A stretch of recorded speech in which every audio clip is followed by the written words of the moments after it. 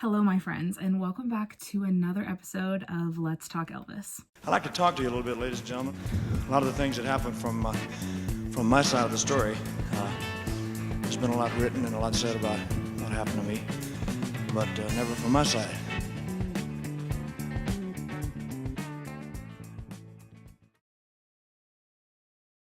I started a series almost a year ago that was going to focus on Elvis and his health. And I haven't uploaded a second episode since almost a year. If you need a quick reminder of what happened in the very first episode, it is still up on my channel. You can go back and watch it. It talks about behavior, and I think it laid a good basis to what this series is kind of going to be focusing on. And that's kind of what we're doing. We're starting at the root. We're looking at everything that we need to understand first before we get into the really big issues and the really big like money topics. So yeah, if you want to go back and you want to watch episode 1, there's only one episode before this and it talks all about behavior.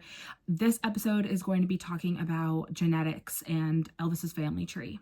So much of Elvis's health and just story in general can be understood by going back in time and looking back at his genetics. It's important that we go back and we do look at that when we're trying to understand Elvis and the choices that he made, as we try to understand the patterns that were reoccurring throughout his life. So I know that this can be a little bit like daunting to a few people, and I also understand that not a lot of people are going to find this interesting, but if the topic of Elvis's health does intrigue you, or just like thinking about like, hey, he did this a lot, this seemed to be a trend in his life, I wonder why, this series is really going to help, I think, understand that. So I know this might seem quote unquote boring to maybe a few people, but it's essential that we understand this stuff to be able to start piecing together the puzzle.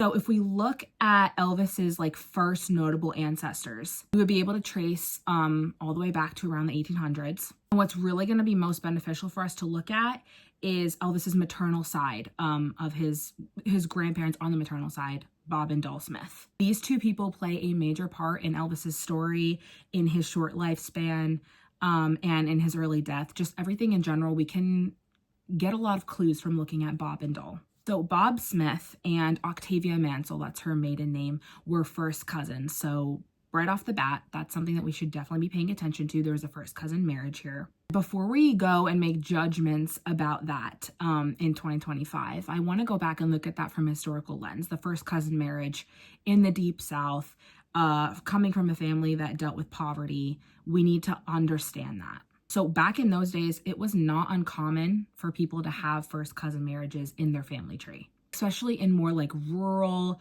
underpopulated areas. And you have to remember, like I said before, these people are coming from poverty-stricken families and backgrounds. So the idea of them moving or traveling around to be able to like find a partner to raise a family with, like we're able to today, we have so much more freedom in general than people back then would have. They were kind of stuck in one area and kind of had to make do with what they had around them. So Bob and Doll lived on farmland. They worked that farmland. And in 1904, Doll gave birth to her first baby, which was a baby girl named Effie. Effie only lived 14 months. And after she died, Doll was diagnosed with what was thought to be tuberculosis at the time. This disease was like very popular during the day, and it was dreaded because basically like there was often like no real hope of curing it, and if you did contract it, you were like bedridden and just kind of done, you know? Which did happen to Doll. She was bedridden for like 30 years. So symptoms of tuberculosis at the time were trouble breathing, cough, and fever, among others, but those are like the top 3. And it was one of the leading causes of death during the time as well. So there was that, and there was influenza, which was basically like taking people out left and right. So here's something to note.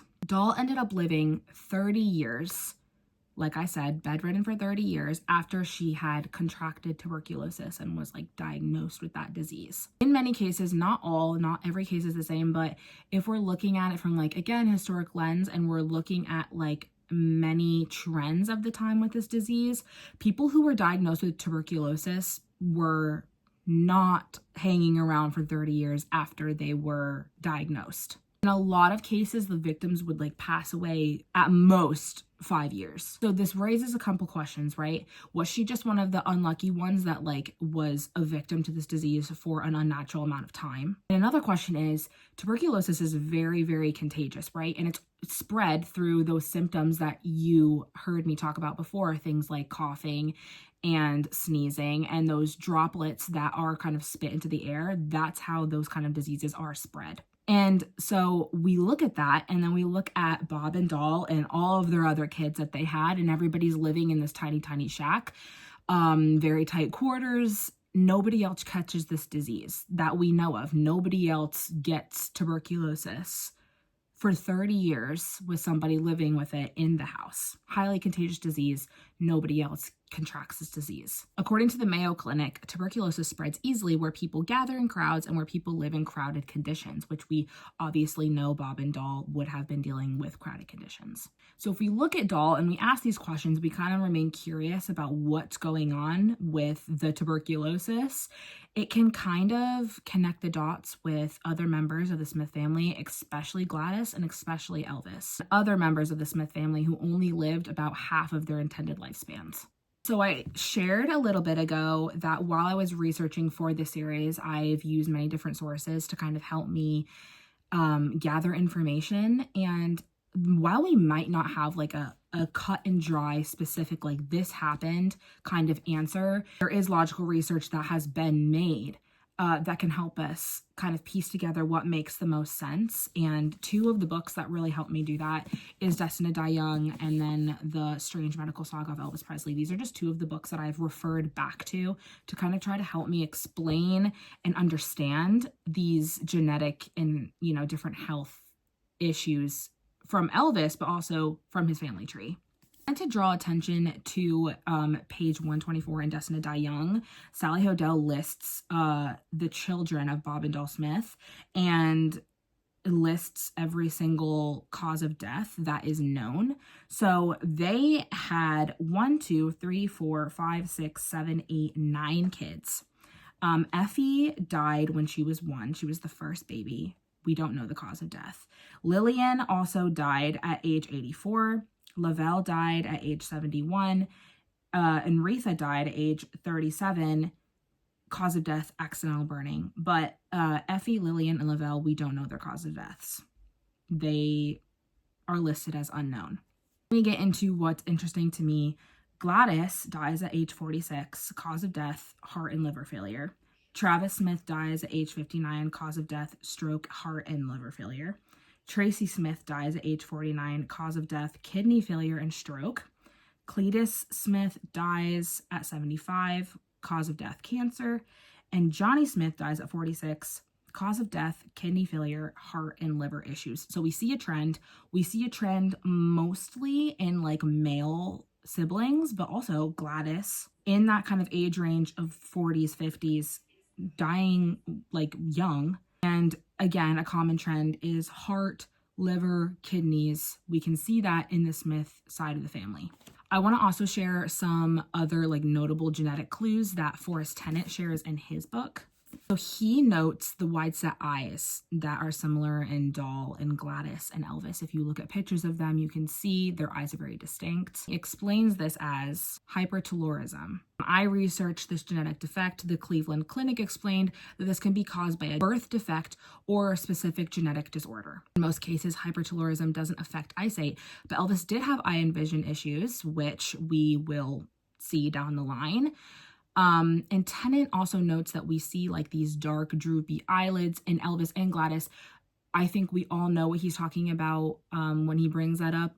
I always kind of thought it was like a cool character like trait, which it is, but there's also like a story behind that. And he notes that these traits can also be seen in individuals possessing genetic connective tissue collagen disorders, or CTCD. Is that this might be one of the reasons that Elvis had smooth, beautiful skin, almost wrinkle-free, from a lack of collagen. Trait was like always something that I admired in Elvis, giving him this like a ethereal, like moody vibe, those dark eyes, and then of course his like beautiful face, his beautiful skin. Like we all know this to be true of him.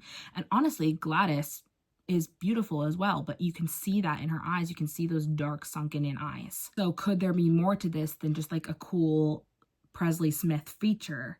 Possibly. So before closing out this episode, I want you to keep just one more thing in mind. Elvis suffered from disease and disorder in 9 of the 11 bodily systems. 5 of them were present since birth. In Sally Hodell's book, she goes into great detail about these disorders, and I would like to as well, just to share like how these things affected Elvis in his life, because not only did it affect his obviously like his health, but it affected things like the choices that he made, the actions and patterns we can see him, you know, kind of partaking in. Diseases and disorders played into every single facet of Elvis's life. I'm a firm believer that the genetics in Elvis's family played as big a role in his life and early death as the drugs did. Because people often blame drugs for everything that was going on with him and his early death and, you know, what was going on during his life. While yes, they were a major part, and yes, he was an addict. He had a dependency on prescription medication. I am not dismissing that, because that is a very big part of his story. Like I talked about in my first episode though, yes, that was his behavior, but asking the why as to why did he feel that he needed those pills? Why did he feel like he could not survive without them is the bigger picture here. And I think that just dismissing his health and his early death as like, oh, another addict, like, what are you gonna do? He was an addict. He succumbed to the addiction. It's like, actually, he was sick way before he even started taking pills, and we just didn't know. He didn't know. That's a huge part of his story as well. It's all connected to his DNA, which nobody has control over, and it starts from day one. In my next episode, I would like to dive into some other potential chronic health issues that Doll might have had that were at the time possibly masked as tuberculosis, and how those specific ailments could have impacted Elvis and Gladys further down the line. All right, thank you guys so much for watching this episode. I am so happy to be back and at it again with the series. I hope you guys enjoy, and I hope that there's some new things learned, maybe some new insights, and I definitely hope it brings more justice to Elvis's story, because he deserves it so much. Again, thank you guys so much for watching, and I'll see y'all in my next episode. All right, bye.